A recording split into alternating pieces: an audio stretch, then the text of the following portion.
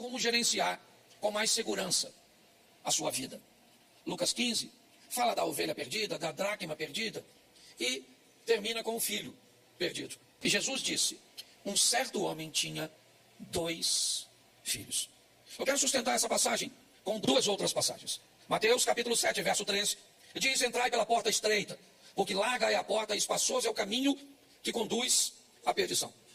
Muitos são os que entram por essa porta. E porque essa porta é a estreita e apertado é o caminho, e poucos, são os que a encontram. O segundo texto é Mateus 6, 24. Ninguém pode servir a 2 senhores, porque há de odiar um e amar o outro, se dedicar a um e desprezar o outro. Não podeis servir a Deus e a Mamão. Preste atenção, porque o texto começa dizendo que havia 2 filhos. E não apenas havia 2 filhos, havia 2 portas. E não 2 portas simplesmente, certo? Mas 2 senhores. O que a Bíblia está tentando nos mostrar é que não podia ter 2 filhos, 3 filhos, não podia ter 3 portas.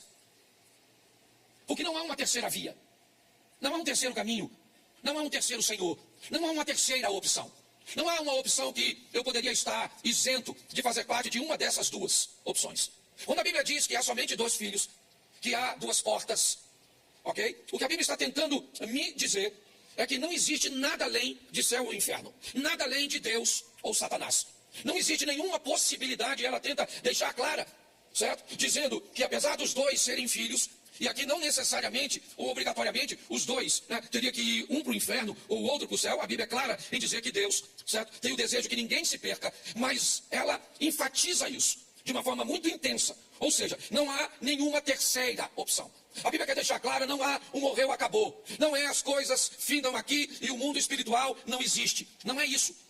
E ela tenta deixar isso claro, certo? Falando das 2 portas, expressando os 2 senhores e trazendo à luz os 2 filhos. Então o primeiro passo que Jesus quer mostrar é exatamente esse. Tá certo? 2 caminhos. Por isso existem 2 filhos. E aqui cada um, na verdade, vai representar caminhos diferentes. E isso ele nos fala no verso seguinte. No verso 12, temos o mais novo. No verso 25, temos o mais velho. E se você observar, a postura do mais velho é totalmente diferente do mais novo. A Bíblia faz questão de falar do mais novo sendo arrojado. Alguém corajoso, expansivo. Alguém apto a tomar decisões. E ao mesmo tempo a Bíblia vai mostrar o mais velho, altamente conservador. Alguém que se sente seguro ao lado do pai. Deus está querendo dizer que seus filhos são diferentes. E que as diferenças precisam ser respeitadas, precisam ser vistas, avaliadas. Então muitas vezes nós temos muita dificuldade de lidar com a diferença dos outros. Temos tanta dificuldade para lidar com a diferença que é muito comum taxarmos pessoas diferentes como defeituosas. Se elas não são igual a mim, se elas não fazem a coisa como eu faço, eu brinco com isso. Só para ilustrar, vamos fazer um café? Vamos pôr um cafezinho? Vamos fazer o café. Coloca a água para ferver, sim ou não? Sim ou não? Coloca o pó na água. Vamos voltar para o café. Vamos lá? Coloca a água para ferver, sim ou não? Coloca o açúcar na água. Tá ruim de fazer o café, tá ruim de tomar. Certo? Deixa eu te falar, se coloca o açúcar na água, coloca o pó no coador e passa a água doce no coador com pó, o que nós fizemos? Isso. Se joga o pó na água, mistura. Joga a água com pó no coador. Depois coloca o açúcar, o que nós fizemos? Isso. Então o que aconteceu? Nós fizemos o café de forma diferente, mas tudo é isso. Mas quando alguém faz o café diferente, se nós não tivermos maturidade, ele está fazendo o café errado. Entende? Então pessoas são diferentes. Deus está nos alertando, nós fazemos parte de um corpo. Vivemos um ambiente de unidade. Então, a probabilidade de um ser igual ao outro é quase 0. Então os filhos de Deus são diferentes. O mais novo tem um temperamento, um comportamento, uma maneira de ver o mundo. O outro, certo, tem outra maneira, mas os 2 são filhos de... Então olha para quem está do seu lado e diz, você é filho de Deus. Esquisito, mas é. Porque nós temos por hábito, se a pessoa não é igual a nós, se ela faz de forma diferente, se ela pensa de forma diferente, você está entendendo? O modelo de oração é o meu. O lugar que eu sinto a presença de Deus, todo mundo tem que sentir. Então é só alguém não cumprir o protocolo que vai ser taxado. Então está lá, o filho mais moço no verso 12 e o mais velho no verso 25. Então, filhos não são iguais. Mas olha o verso 13. Poucos dias depois, o filho mais novo, ajuntando tudo, partiu para uma terra longínqua. E aqui nós estamos entendendo o que Jesus quer dizer, por que ele foi embora. Ele foi embora porque estava a fim de administrar os seus bens. E aqui, certo? Indica que ele não sabia administrar, mas queria ter a administração. Então qual era o problema desse filho? É que ele não estava concordando com a administração do pai. Os limites que o pai estabelecia. A maneira cuja qual o pai regia dentro da casa, certo? Não lhe agradava. Então ele não está querendo só seus bens. Ele quer sair debaixo de uma administração que ele considera mas ele não sabia administrar. Mas eu aprendi uma coisa. Que não saber administrar não é tão ruim quanto não saber que não sabe administrar. Porque quem sabe que não sabe administrar já sabe alguma coisa. E o problema é que tem gente que não sabe que não sabe. E quando você não sabe que não sabe, você pode correr o risco de pensar Dilma Rousseff. Certo? Então ele acha que sabe. A pressão na casa do pai. Por quê? Porque ele é um garoto com personalidade aguerrido. Porque tem filho assim, rebeldezinho. Certo? Ele quer ir. E Deus está falando. É filho dele, sim ou não? Os dois aqui são filhos dele. O pai dessa história é o próprio. E Deus está falando de seus filhos. E ele está dizendo, eu vou embora, vou pegar minhas coisas e vou viver a minha vida. E lá vai ele. Viver a vida dele. No verso 3. Desperdiçando tudo, vivendo dissolutamente. Lá está ele, sexo, droga e rock and roll. Woodstock. O garoto está botando para quebrar. Certo? Longe da casa do... Está vivendo do jeito que quer. Certo ou errado? Certo ou errado? Isso aí. Eu não vou dizer que está certo nem que está errado. Eu só vou dizer que cada um aprende da forma que precisa aprender. Tem gente que aprende direitinho, se você falar. Tem gente que não aprende. Tem gente que não aprende. Tem gente que não aprende. Tem gente que não adianta, você pode falar, ele tem que ir, ele tem que apanhar, ele tem que sofrer, porque se tem uma coisa que ensina a pessoa e faz as pessoas mudar, chama-se sofrimento. Te falaram, para de comer gordura, para de comer açúcar, diminui o sal, dorme mais, se estressa menos. Você nunca aceitou. Mas um dia você estava andando assim e alguém pagou o interruptor. E você, puf. Acordou lá no hospital, se deu tempo, com aquele troço tudo coladinho assim, com aquela geleiazinha. Onde eu estou? É na porta da morte. Quase morreu. Aí descobriu que tinha uma veia entupida, enfiou uns estentes, se atirou daqui, mandou pra cá. Menino, não toma mais Coca-Cola. Se vê você comendo sal, briga. Entendeu? Corre de dia, de noite, de madrugada, corre até dormindo, faz exercício. Por que mudou? Porque sofreu, tem dia. É verdade. É verdade. Sua mulher reclamava contigo, meu amor, você está sem tempo, meu amor, cadê você, meu amor, fica aqui perto de mim, você não tinha tempo. Quem apareceu? Ricardo. Ricardo apareceu, Ricardo tem dinheiro? Não tem. Ricardo é bonito? Não tem. O que Ricardo tem tempo? Ricardo é tão atencioso, ele tem tempo para tudo, Ricardo tem tempo. Ah, pastor, eu amo minha mulher. Tá certo? A senhora, seu marido falou, minha filha, pelo amor de Deus, vambora, minha filha, vamos lá, você tá sempre offline, vambora, minha filha, sempre vambora. A senhora, não, tô com dor de cabeça, tô cansado, tô com isso, tô estressado. Quem é que apareceu? Jezabel apareceu. Jezabel não tem nem cabeça para doer, na verdade. Quanto mais indisposição. Porque tem gente que só muda se sofrer. Então cada um, eu não tô nem falando se tá certo ou se tá errado, eu só tô falando de ambiente de transformação. Então tem gente que precisa estar exposto, sim. Lá foi ele. E no verso 14, quem é que aparece? Aquela que aparece para todo mundo. A crise. E ela veio depois que ele gastou tudo, senão não é crise. Quando ele gastou tudo, houve naquela terra. Que terra é aquela? Que terra é aquela? É a terra distante de seu pai. Entendeu? É distância dos domínios do pai. Teve uma grande e ele começou a passar. Então a crise vem para todo mundo. Não é só para você não. Você pensa que é só você que está em crise. Nós estamos aqui hoje vivendo crise diferente. Tem uns que estão sem grana, outros estão em grana, mas estão sem saúde. Outro está com a saúde danada, mas não tem grana. Outro tem saúde e grana, mas está com o casamento tudo destruído. Outro está com o casamento tão bom, tem saúde, tem grana, mas está com os filhos perdidos. Então a crise, ela vem para todo mundo. Tá certo? Então, ele está lá, vivendo a crise. E quando a crise chegou, ele descobriu uma coisa muito legal. Verso 15. Foi na crise e chegou-se a um dos cidadãos daquela, o qual mandou para os seus campos apacentar os porcos. Quando a crise chegou, ele vai descobrir algo muito importante. Ele também teve uma crise existencial na casa do pai. E quando ele estava na casa do pai e teve uma crise, ele foi conversar com o pai. E o pai lhe deu uma herança. Agora a crise chega para ele de novo, mas ele não está na casa do pai, ele está num ambiente estranho. E lembra, a Bíblia diz, 2 filhos, 2 portas, 2 senhores, certo? Se o pai é o senhor da casa, o dono da manada de porcos e da pocilga é o Satanás, que não tem compromisso nenhum com eles, ou com os filhos, que para os filhos os porcos são mais valiosos. O texto indica que ele, apesar de cuidar de porcos, a ração que ele recebia como comida, como pagamento, não era suficiente sequer para saciar sua própria fome.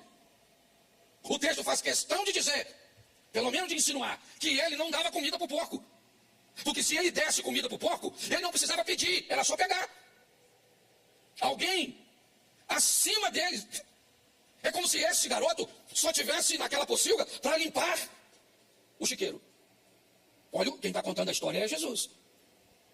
Na casa do pai eu tenho uma crise, eu vou no pai, eu tenho herança. Na casa do outro pai, porque também é pai. A Bíblia diz que muitos têm o diabo como pai.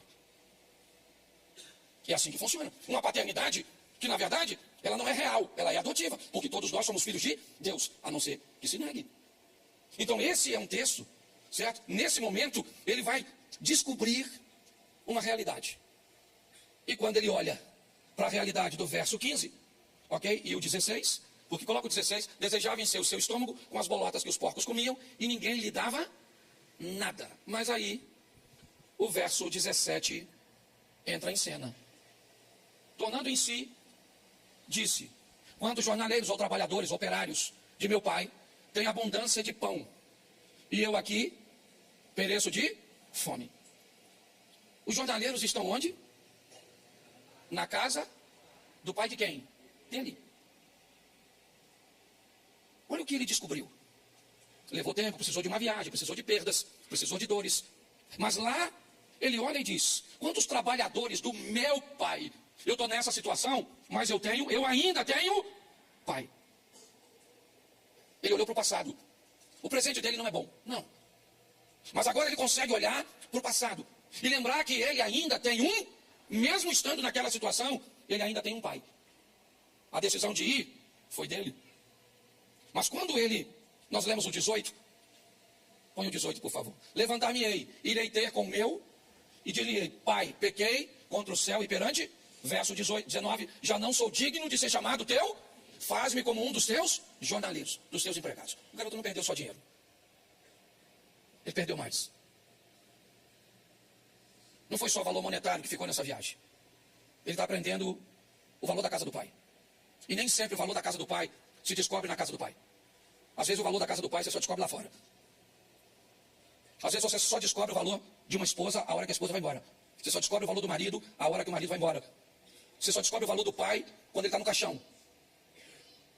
E quando ele vai embora. E você agora. Porque ele resolvia coisas e você não sabe resolver. Ele pensava para você não precisar de pensar muitas vezes.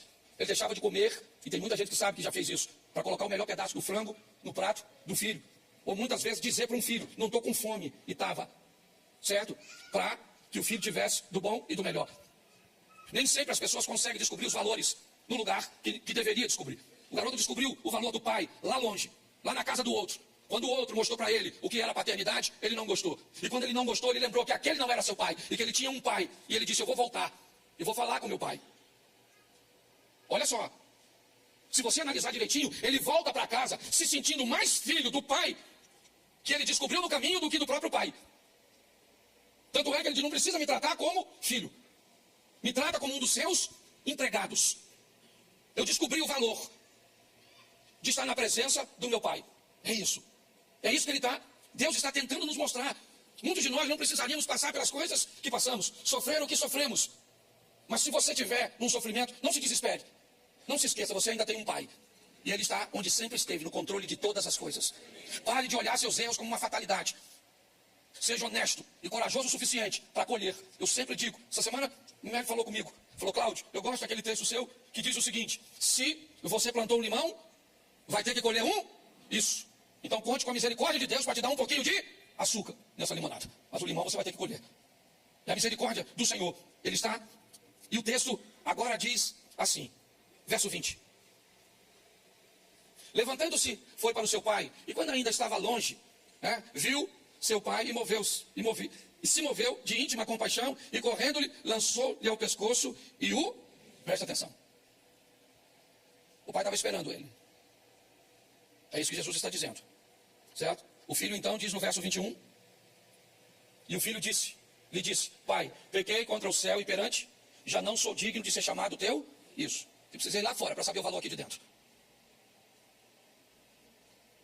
Porque tem muita gente que só sabe o valor de verdade das coisas quando perdem, infelizmente. Enquanto tem, não consegue valorizar. O filho voltou e disse, eu não sou digno de ser chamado teu filho. Pronto. Voltei, mas voltei numa posição que para mim é a posição de servo. Tá boa demais. Mas ele voltou para a casa do pai, verso 22. Mas o pai disse aos seus servos, não falou com ele. Ele não falou com ele. Ele está sem autoridade naquela casa. Até o presente momento, para os servos, ele não é mais nada. Os servos não têm autoridade para dar nada para ele. Nada. Porque nada é dos servos. Tudo é do pai. Então o pai diz aos servos. Está ali, ó. Trazei depressa a melhor roupa. Vestilho. Põe-lhe um anel na mão. E alparcas e sandália nos pés. Pega esse menino. Que saiu cheio e voltou vazio. Saiu rico, voltou pobre. Mas saiu soberbo e voltou humilde. Saiu pecador, mas voltou consciente. Então faz o seguinte, pega uma roupa, nova agora, e coloca nele. Pega um anel nosso, um sinete, um símbolo da nossa família, e enfia no dedo dele. Porque nem o anel que ele saiu, que dizia que era da família, ele conseguiu conservar no dedo. Ele quebrou todas as alianças. E bota uma sandália no pé dele. Olhe bem. O que esse menino agora vai alcançar é a reintegração feita pela misericórdia do pai. Que é a misericórdia. O pai é Deus. O outro pai, o dono dos porcos, não. Para ele o porco, aquele ali não é filho dele. Certo? Não é filho dele, está trabalhando para ele, mas não é filho dele. Eu não tenho vínculo com você. Aliás, olhar para você é um grande desgosto, porque você me traz a lembrança do meu pior inimigo. Você não é meu filho, você é filho do meu inimigo. Então eu vou te tratar assim. Aqui não vai ter refresco para você. E Jesus foi bem claro, 2 filhos, não são 3. Eu não tenho como não fazer parte disso. Eu não tenho. Não existe uma terceira opção cuja qual eu, certo? Posso escolher. Por isso muitas pessoas dizem que não há livre-arbítrio. Porque você não tem uma terceira opção. O livre-arbítrio de fato seria, eu não quero nada, nem céu, nem inferno, nem nada. Mas não é isso. Não vou discorrer nisso, mas muitas pessoas defendem isso. Mas quando nós olhamos para cá, você não vê nada. Tá certo? O pai está reintegrando ele. Coloca uma roupa, coloca um anel e coloque uma sandália. Verso 23, dá para colocar, santo? Glória a Deus. E trazei o bezerro. Isso, lembra? O que é o bezerro cevado? Quem aqui lembra do... Quer ver? 2 coisas que eu... Até talvez a minha realidade não seja a sua. Era março e marcava o casamento para novembro. Então o que fazia? Arrumava um porco. E aquele porco, o cabrito, certo? Ele já era preparado por... Alguém vivenciou isso? Isso, porque casamento naquela época era casamento. Casamento. O que acontecia? Olha só troço chique. A cortina da sala vinha para a varanda. Ela era esticada na janela. Lembra aquela janela? Aquele ferro fininho. Pelo menos na casa dos pobres. Você lembra? Aí então, pegava a mesa, colocava aquela toalha. Certo? Um latão de 200 litros num canto. Lembra? Cheio de refrigerante ou cerveja, não sei qual era a sua realidade. Por cima dele, aquele pó de serra fantástico. Essa garotada nova não sabe nada disso. Sabe nada, isso é que é aventura, não é? E por cima do pó de serra, o que ia? Me ajuda aí. Jornal. Isso. Para conservar. Certo? O bolo. Lembra aquele bolo assim? O glacê era de 3 andares. Porque era barato o glacê. O bolo é que era caro. Então você fazia um bolo desse tamanho assim, um glacê assim. Certo? As crianças tudo correndo. E você acredita que nessa luta toda, os caras ficavam casados até morrer? Lembra disso? Aquele docinho? Lembra? Tinha uns que eles ainda passavam ele numas bolinhas redondas, dura que só o cão, lembra? Você lembra disso? Você lembra disso? Por isso que nós temos história, rapaz. Essa turma mais antiga, isso é igual Highlander, só mostra e corta a cabeça, não é verdade? Não é? E a turma hoje, não. Hoje, Menino, casa em castelo. Castelo! É, você entra aquelas taças, tudo de cristal. Isso. Dura uns 6 meses o casamento, assim. Uns 6 meses depois acaba. Mas vamos voltar pro texto aqui, que eu não sei o que eu fui fazer lá no casamento, né? Mas era só para falar do cevado. É, isso aí. Ó, olha só. O bezerro estava guardado para um momento especial. E agora o momento especial chegou. Quem chegou? O filho perdido. O Amandão pensa. Tá tudo bom, sim ou não? Isso, reintegração de posse. Mas o verso 25 do 15 pula. O filho mais velho, que estava no campo, certo? Quando veio, chegou perto da casa, ouviu a música e então ele já sabia que tinha uma festa. Isso. Sem ele. Ele estava fazendo o quê? Provavelmente. Trabalhando, moleque trabalhador. Chapa quente. Quando ele chegou perto, aí, olha só, bota o 26. Chamando um dos, a casa de quem? A casa de quem? Então, a quem ele deveria perguntar? O pai. Vai perguntar quem não deve, vai escutar o que não deve. Pegou um dos servos e perguntou o que era a festinha. O servo mandou bala. Cheguei. Festa, maluco. Festa. Vou te falar aqui. Não quero botar lenha na fogueira, não. Mas duvido se acertar quem está lá dentro. Duvido. Certo? Paga uma Coca-Cola se você acertar quem está lá dentro. Sabe quem é? Eu vou falar que você não vai saber. Teu irmão. Pô, meu irmão voltou? Beleza. Não. Escuta aqui. Voltou pobre. Sujo. E falou pro seu pai todinho, não escondeu nada não. Falou que pegou as piriguetes mesmo. E que chapou o coco, que foi pra calçada da fama, e que foi, falou que foi, e que bebeu isso, que Jesus bebia, e ele bebia também, e que não tem pegado. Porque se você pergunta quem não deve, você está entendendo? Vai trazer alguém para visitar a igreja. Tem dúvidas a respeito de algumas coisas. É divórcio, é vida sexual, é dinheiro. Não pergunte a qualquer pessoa. Porque senão isso pode comprometer sua caminhada.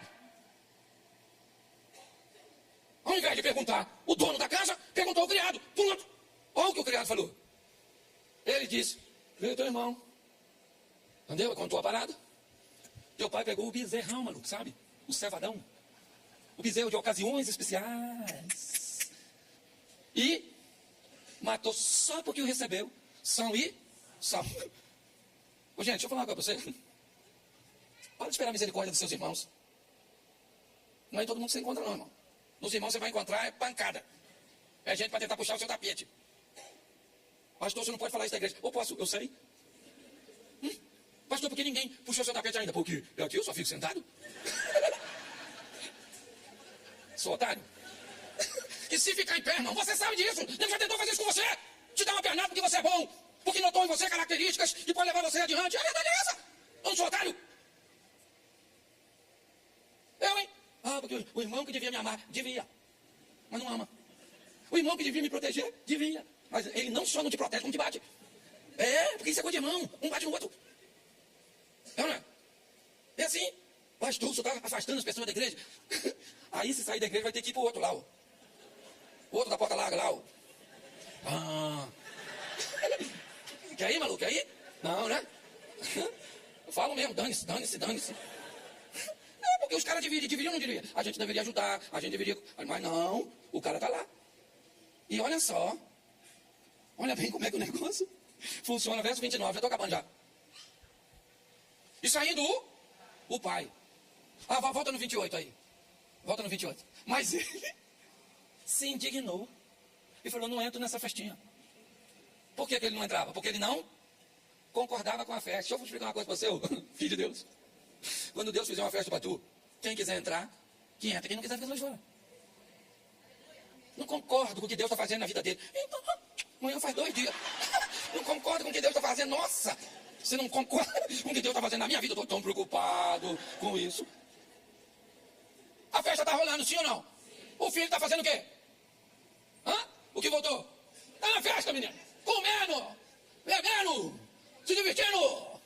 Falou, ele ficou sem filho, eu voltei para papai. Papai é 10, ainda me reintegrou na família. E o outro está lá, não entra, não concordo. Ela é mais feia que eu, mas casou. Ele não sei o quê, ele é mais burro que eu, mas... Porque tem gente que quando a festa... Não vai, para que isso, isso palhaçada. Para de achar que os outros... Aproveita que o pai está te dando uma festinha e manda bala. Então, já que o filho não quer entrar, ele não quer entrar, mas ele também é, então lá vai o pai. Verso 29. Saindo o pai. Foi lá falar com ele, fora da festa. Foi lá e falou. Certo? E insistia com ele. Meu filho, entra. Entra. Seu irmão voltou. O que ele falou? Eis que te sirvo a tantos, sem transgredir, sem nunca transgredir o seu, e nunca me deste o quê? Me deu um cabrito. Volta no verso 12, por favor. Depois você volta para o 29. O mais moço deles disse ao pai: Pai, dá-me a parte dos bens que me... E ele quem? Repartiu por eles. No momento em que o pai dá ao filho mais novo a herança, o mais velho também recebe. Repartiu por eles. Agora no verso 29, ele está querendo dizer, eu não tenho culpa nenhuma disso, o senhor é que é injusto. Porque ele nunca teve coragem lá fora de quebrar a cara. Porque se ele fosse lá fora e quebrasse a cara, ele ia saber o quão lá fora é perigoso. Mas sabe o que é mais interessante? O filho mais novo que voltou, se ele pudesse, nunca tinha ido lá fora. E o mais velho nunca teve coragem de ir. A vida é assim. Lia pode ter filho, Raquel é amada. Raquel quer ter filhos e Lia quer ser, porque a gente sempre está atrás daquilo que não valoriza o que tem. Ele está dizendo para o pai: eu sempre estive aqui. O senhor nunca me deu um cabrito para alegrar-me com os meus. Eu não sei nem se ele tem amigos. Provavelmente, ele não tem nem amigos. Ninguém nunca pediu a ele: pô, pega aí um cabritinho, vamos fazer um churrasquinho aí para nós. Ele está indignado. Mas também é filho. Trabalhador. Sempre se manteve por ali. Mas nunca conseguiu ser um aventureiro. Provavelmente, o filho mais novo queria ter a postura do mais velho e nunca ter ido embora. E ter feito aquela dor no coração do pai. O filho mais velho sempre quis ir, mas nunca teve coragem. Porque filhos são diferentes. Pessoas são diferentes. O pai vai explicar no verso 30. Ou melhor, ele ainda diz assim, ó: vindo, porém, este teu filho. Ele nem chama o cara de irmão. Vindo, porém, este teu filho, que desperdiçou seus bens com as meretrizes. Por isso que eu digo que o cara que deu a informação a ele contou a história. Porque o filho que volta para a casa do pai volta para confessar. Porque a Bíblia diz: aquele que confessa e deixa, alcança misericórdia. Então ele sabia. E deixa eu te dizer uma coisa: o que esse cara está falando aqui, ó, não é mentira não. É verdade. O irmão dele pegou tudo que tinha, foi lá fora e jogou tudo fora. Perdeu tudo. Isso aqui é uma verdade que o irmão mais velho está falando com o mais, ou do mais novo. Gastou com meretrizes. Mas o que me deixa mais chateado, pai, não é ele ter gastado. É que o senhor pegou o bezerro. Um bezerro que, se alguém merecesse a morte desse bezerro, deveria ter sido eu. O que mais me dói não foi o que meu irmão fez. Foi o que o senhor fez ao ver meu irmão de volta. É isso que eu não concordo. Eu não concordo dessa pessoa ter um passado tão ruim, de ter matado, de ter feito isso, de ter vivido uma vida desse jeito. Eu não concordo. É isso que ele está dizendo. O irmão voltar, até está legal. Mas o irmão voltar com tanta honra, é que não está bom. É disso que ele não gosta. Não há nenhum amor nesse garoto, pelo seu irmão.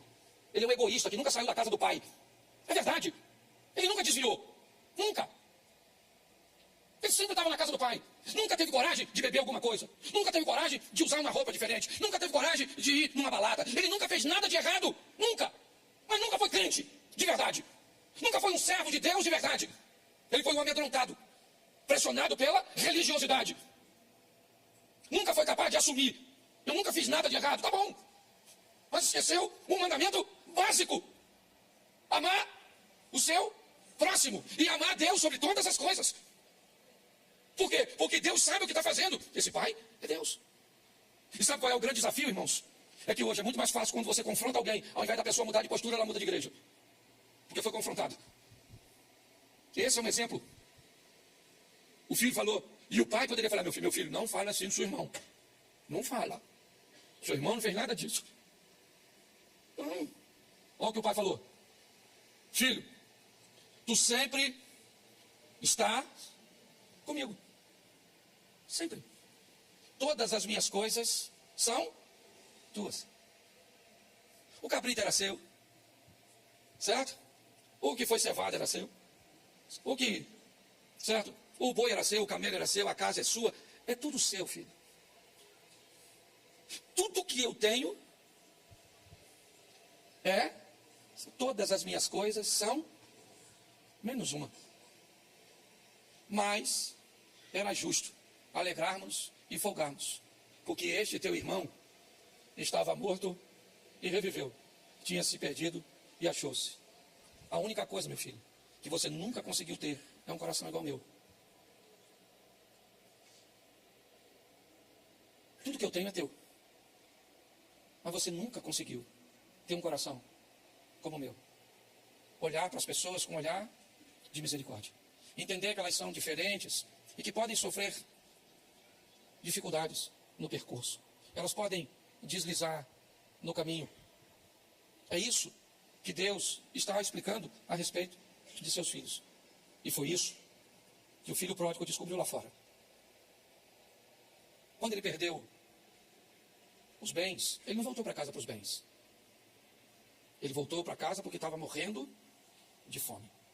Ele disse para o pai, eu não quero, eu descobri o valor. Não há nenhuma fala do filho mais novo em torno do mais velho. Nada. Nessa parábola Jesus não usa. O filho mais velho é que está falando. Ele nunca saiu da casa do pai, mas ele se parece muito mais com o dono dos porcos do que com o pai. Que ele disse, nunca saí de perto, sempre te obedeci. Nunca usei nada, é verdade. Se não usou porque não quis. Eu não sei por onde você passou. Eu não sei o que você vivenciou. Eu não sei. Eu sei que esse pai, da história do filho pródigo, no último versículo, ele revela seu coração. Capítulo 17, verso 26. Esse aqui também é bom. Nesse mesmo dia, foi circuncidado quem? E quem? E quem? Seu filho. No mesmo dia, o que o filho foi fazer, o pai também, para dar exemplo. Não adianta só falar, querido. Foi época. Quando eu era garoto, sabe o que falava para mim? Faça o que eu mando. Mas não faça o que eu levei uma surra do meu irmão, porque fumei. E caí na besteira de falar com ele. Você também fuma? Ele pisou no meu pescoço, no sofá. Fala de novo que eu fumo. Fumo com meu dinheiro, você tem dinheiro? E a minha vontade é falar, tira o pé que eu falo. Com o pé. Era violência doméstica? Pois é, meu. Primeira vara da infância e juventude que eu conheci, de goiaba. Desse tamanho assim, ó. Batia na gente. Quem aqui apanhou, levanta a mão. Louvado seja Deus pelas surras. Nunca matou ninguém. Não estou falando de violência doméstica, estou falando de surra. Estou falando de espancar filho, não. Não é disso, não. Tem umas surras que eu até sinto, às vezes, saudade, não tem? Aqui é a mais leve. Certo? Então, presta atenção. Exemplo, pai. Obrigado. Exemplo. Pai tem que ser exemplo, querido. Está aí, ó, no mesmo dia que o Abraão, o Ismael poderia perguntar, que negócio de circuncidar? Ô menino, seu pai faz, você faz também. Vamos embora, está todo mundo fazendo, os homens tudo, vamos embora. Eu acho isso extraordinário. Abraão era alguém que dava exemplo. capítulo 21, verso 14, preste atenção. 21, 14, do mesmo Gênesis.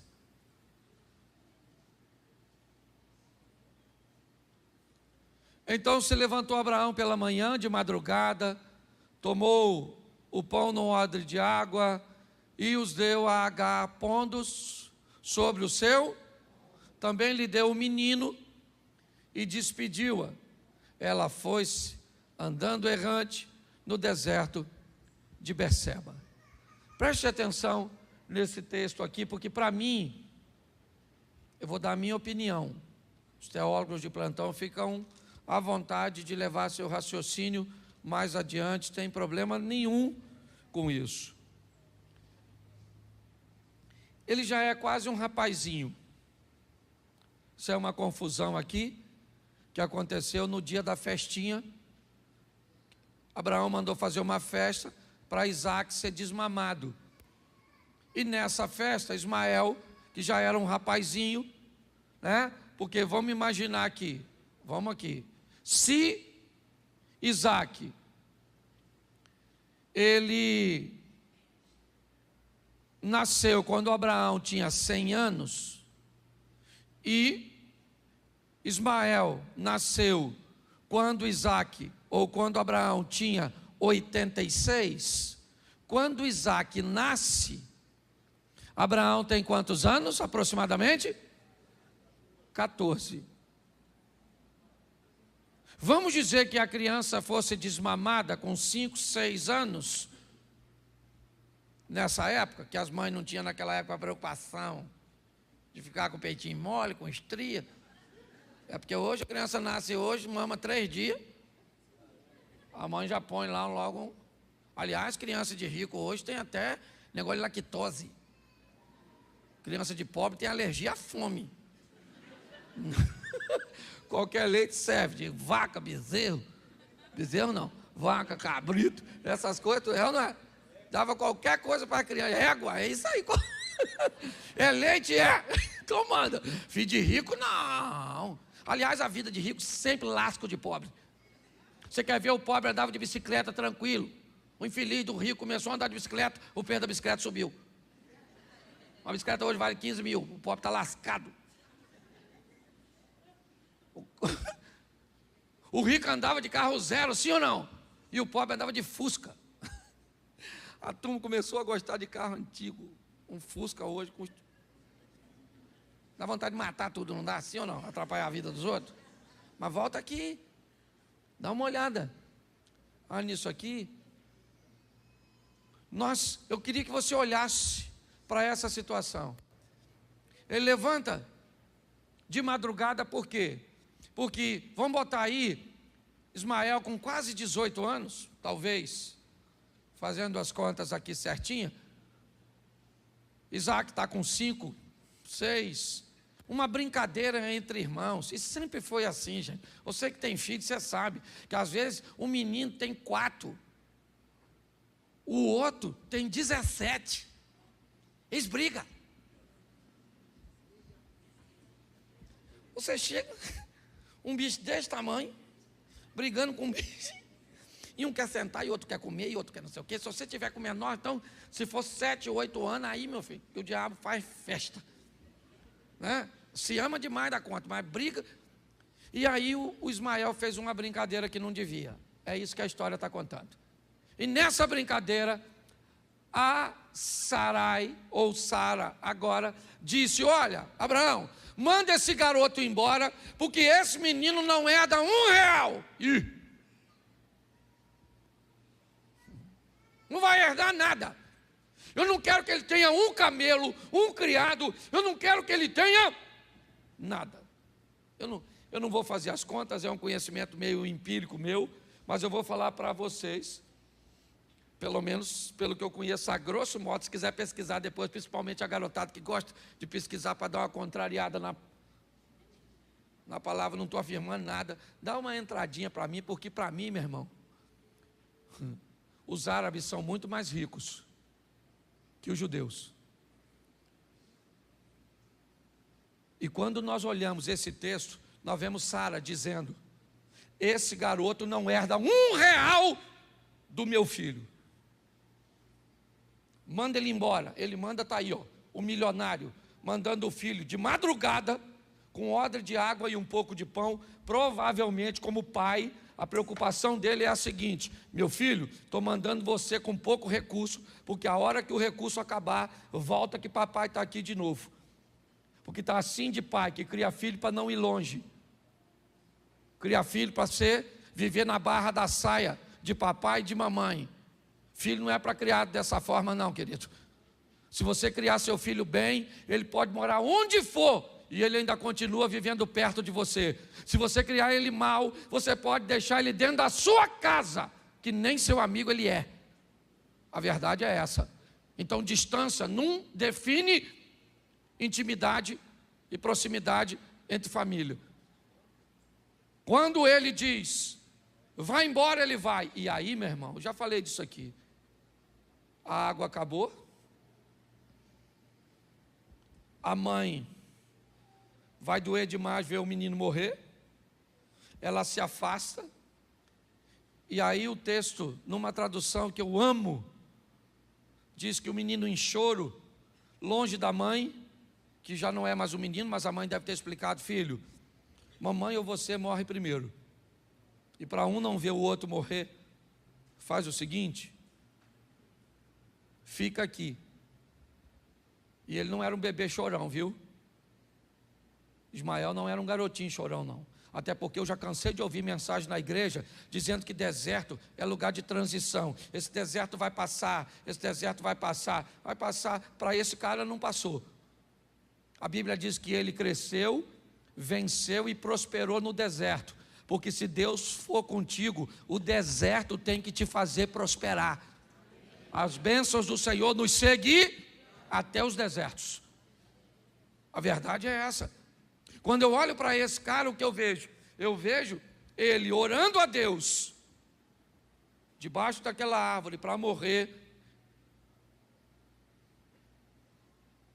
E aí o anjo vai lá e conversa com a Agar e diz: o que você está chorando, Agar? O que você está falando aí? Deus ouviu o choro, o clamor do garoto.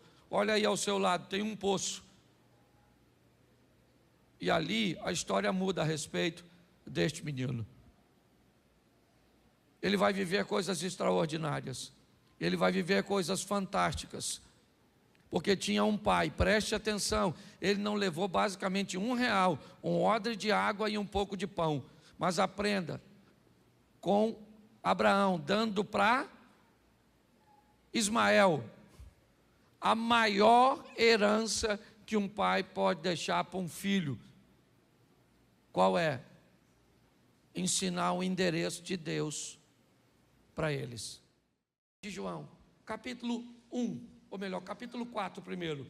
Vamos dar uma olhadinha no assunto sede, girando em torno de água, e a primeira é a mulher samaritana. Isso. Quando o Senhor veio a saber que os fariseus tinham ouvido que Jesus fazia, que batizava mais discípulos que João, ora ainda que Jesus mesmo não batizava, mas sim os seus discípulos. Ele saiu da Judéia e foi outra vez para a Galiléia. Era necessário passar por Samaria. Foi ter em Samaria, numa cidade chamada Sicá, junto à herdade que Jacó havia dado para o seu filho José. Estava ali a fonte de Jacó. Jesus, cansado do caminho, assentou-se junto à fonte. Certo? E veio uma mulher de Samaria tirar água e disse: Jesus, dá-me de beber. E ela disse: como tu, sendo judeu, me pede beber a mim, que sou mulher samaritana? Há parentes, porque o judeu não se comunica com o samaritano, fecha o parente, bota uma pontuaçãozinha aí. Jesus disse: mulher, se tu conheceras o dom de Deus e soubesse quem é o que te diz, dá-me de beber, você é que me pediria e eu te daria da água viva. Ela disse: o poço é fundo, o senhor não tem com o que tirar. És tu maior que o nosso pai Jacó, que bebeu ele mesmo deste poço, como também toda a sua família e todo o seu gado. Jesus disse: mulher, aquele que beber desta água tornará a ter sede, porém aquele que beber da água que eu lhe der nunca mais terá sede. Note que o assunto é água, preste atenção, depois você confere. Água, ok? O assunto aqui é água. Uma mulher está indo buscar água. O que tem lá? 2 poços. É isso aí, criança. Criança é assim mesmo. Louvado seja Deus. Se está chorando é porque está com saúde. Isso. O que tem lá? Repita comigo: 2 poços. Isso. Mas pastor, a Bíblia diz que tem um poço só. O poço de Jacó. a herdade que ele deixou para José. Bom, isso é o que tem o H2O. Tá certo? Bom, o que aquela mulher tem ou sabe que vai ter? Sede. Não significa que ela está com sede no momento que está tirando água. Como ela não tem uma água encarnada como nós, ok? O que ela faz? Ela vai atrás da água. Ela sabe onde a água está. Ela sabe. Ela sabe que para tirar a água, ela vai precisar de algumas ferramentas. Ela sabe que o poço é fundo, ela mesmo disse a Jesus. E ela sabe que precisa de uma corda para acessar a água que está no fundo. E ela precisa também de um recipiente para conduzir a água para casa. Então note que ela está totalmente equipada para aquilo que deseja. Ela sabe onde a água está, onde é o poço. Ela sabe que o poço é fundo, então ela leva a corda. E ela sabe que precisa de um recipiente para levar a água para casa. O que ela não sabe é que além de uma vida física nutrida pelo H2O, pela aguinha, ela também precisa de uma outra água. Uma água que não tem naquele tipo de poço. Então, quando nós olhamos para esse texto, nós vemos um poço do lado de outro poço. E vem uma mulher totalmente preparada para tirar daquele lugar um tipo de água. Mas o outro tipo, ela nem sabe que existe. Quando Jesus começa a se apresentar para esta mulher, a primeira coisa que ele diz: me dá um pouco de água. Me dá um pouco de água. Me parece que, querendo botar a mulher num posicionamento de vantagem, ele inicia uma abordagem a uma mulher que tem sérios problemas com homens. Sérios. Ela não era mais uma garotinha, já passou por 5 relacionamentos frustrados, está dividindo um cesto de um homem que não é dela, ou seja, está vivendo um adultério. Até o presente momento, ela sempre encontrou homens que queriam tirar proveito de seu corpo. Mas preste atenção, na Bíblia, deixa eu fazer uma analogia aqui. O 7 é considerado um número perfeito, sim ou não? Sim ou não? Ela já teve quantos homens? Então está na hora de encontrar o 7º. Jesus, o 7º homem, ele não quer seu corpo, ele não quer prazer com ela. Muito pelo contrário, ele quer oferecer a ela o prazer. Quando ela chega para buscar, ele aborda ela e ela, confusa, diz: como o senhor tem coragem de falar comigo, se o senhor está vendo que eu sou uma mulher e esse não é o nosso protocolo? O senhor está vendo que eu sou uma samaritana e há uma divergência entre nossos povos? O senhor está quebrando muita coisa por causa de uma sede, aliás, que ele nem tinha, porque o texto não diz que ele pediu água para ela porque tinha sede, ele quis apenas abordar. Mas quando ela olha para isso, ela diz: como o senhor ousa falar comigo? Ele diz: se você conheceras o dom de Deus e você soubesse quem eu sou, você é que me pediria água. Ela disse: aí o senhor não está entendendo. Deixa eu explicar uma coisa: o senhor não tem como me dar água, porque se o senhor tivesse como me dar água, o senhor já teria bebido. Eu vou falar para o senhor: o poço é fundo, e eu não estou vendo o senhor com nenhuma ferramenta capaz de tirar aquela água. E ele está dizendo: mas eu não estou falando daquela água, eu estou falando da felicidade que você está buscando. Eu estou falando da plenitude que você está buscando na vida. Eu estou falando que você, mulher, está buscando felicidade, satisfação, prazer e realização no poço errado, com decisões erradas. Porque é isso.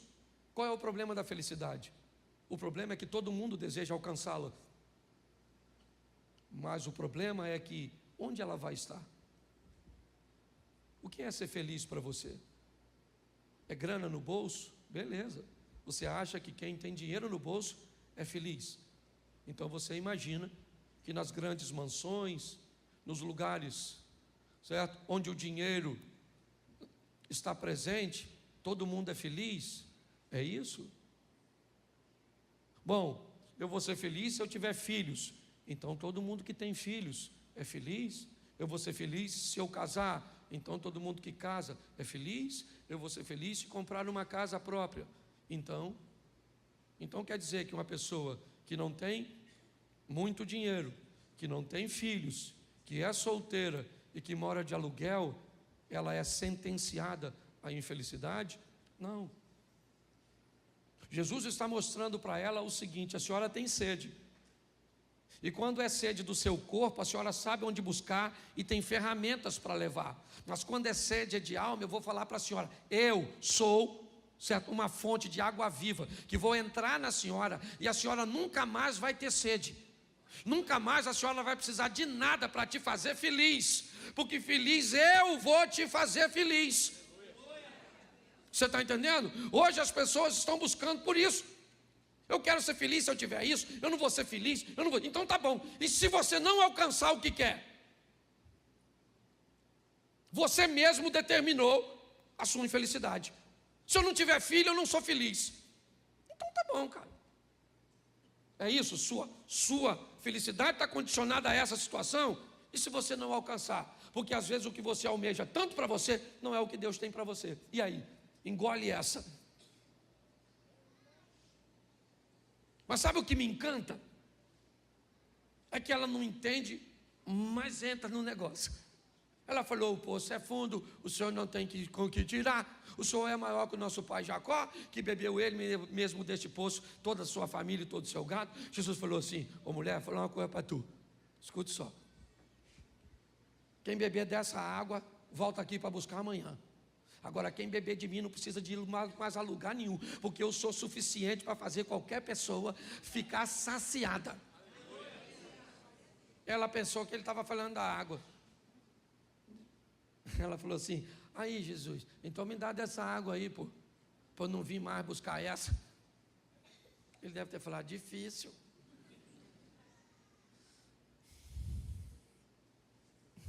Você não entendeu nada. Então vamos mudar de assunto? Não queria mexer nisso, mas vou. Vai chamar seu marido. Aí ela falou: marido? Caraca, vamos voltar para a água, que eu acho que eu ia ficar mais confortável. Deixa eu explicar ao senhor: eu não tenho marido não, moço. Eu sou solteira. Aí ele falou: pois é, dona. A senhora não tem, porque a senhora já teve 5, já está com um que nem é seu. Ela falou: caramba, fofoca terrível. Ela não sabe que ele é Jesus. Então ela deve estar falando: puxa vida, descobriu quem eu sou. Caramba. Ô moço, eu estou vendo que o senhor é profeta. O senhor é alguém diferente. O senhor não é igual aos outros homens que eu encontrei. O senhor é diferente. O senhor sabe o meu passado, o senhor sabe quem eu sou, o senhor me conhece e eu não sei nada a seu respeito. Essa é a grande questão. Pare para pensar nisso. Ele sabe quem nós somos. Poucas coisas você sabe a meu respeito. O que você sabe a meu respeito? Você me conhece há quanto tempo? Você não sabe o que eu passei na infância, na minha adolescência, na minha juventude, os traumas que eu já enfrentei, as escassez, os problemas, tudo que eu já... E ele sabe de tudinho. E mesmo assim, me deu a oportunidade de me oferecer uma água que uma torneira não me dá. É muito importante nós entendermos isso. Jesus está mudando a história dessa mulher. E pensa num troço absurdo, é o que ele vai fazer com ela. Ele conversa com ela e fala coisa com ela que ele não disse para seus discípulos. Ele dá instruções. Quem é essa mulher para receber isso? Sabe onde os discípulos dele estão? Enquanto ele está conversando com a mulher?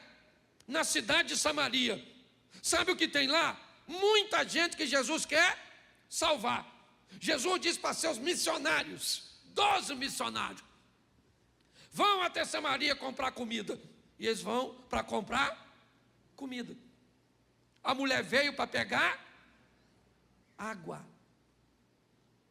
Olha só.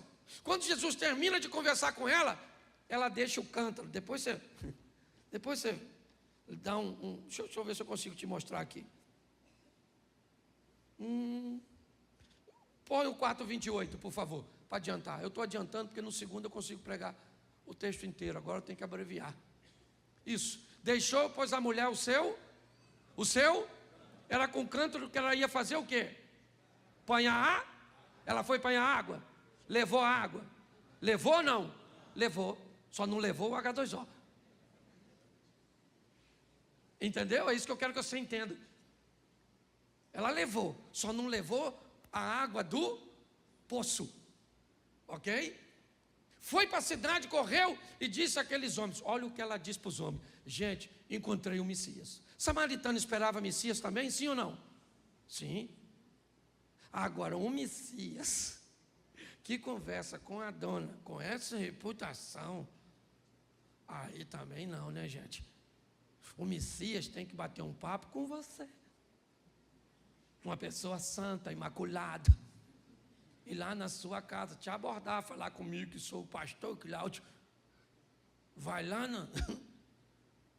para pegar uma dona dessa reputação. Ela falou assim, encontrei o Messias. Falou comigo. Os caras devem ter falado, vê se o Messias vai aparecer para a senhora. Essa carga tributária da senhora para pagar. A senhora não tem vergonha não? O Messias já nunca vai dar confiança para a senhora. Esse é que é o problema, gente. O diabo usa isso contra nós, porque muitas vezes ele pega a nossa reputação, que nós não somos fluxigeira, sim ou não? E isso.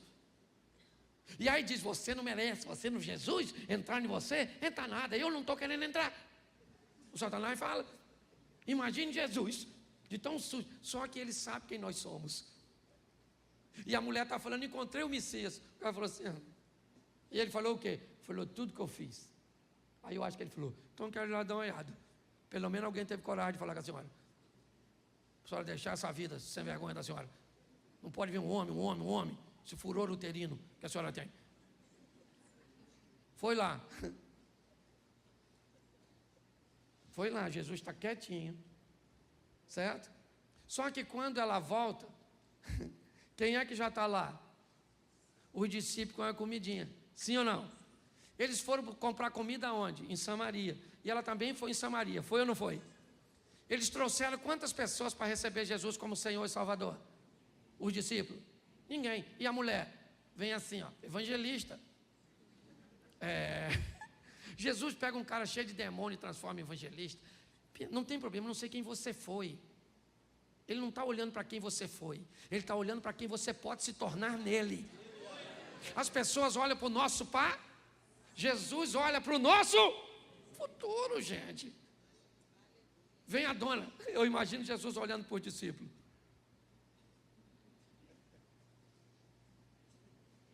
Aquilo é que é evangelista.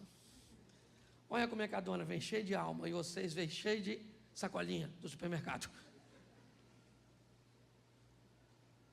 O que é que ela trouxe? Gente que também tinha sede.